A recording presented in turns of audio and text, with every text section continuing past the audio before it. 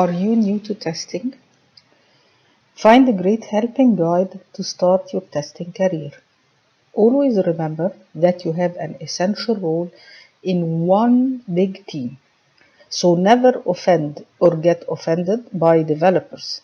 Never get biased, and remember you have the same target. In testing, your proper work will be reflected on the product, so never neglect a tiny detail.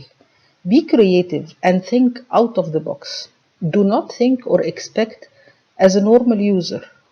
Run test cases that developers didn't think about or didn't expect. When you discover a bug accidentally or when one surfaces in any product, look for others like it. Search in this area on other bugs based on this finding. Be sure to cover all test cases in a certain area before moving to a new one. But also, there is always a bug there that was not discovered. Don't worry.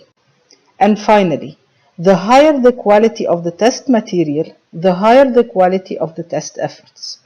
It is recommended evaluating the coverage of test materials against a checklist. Watch the tips and tricks video for the detailed lecture. Thank you.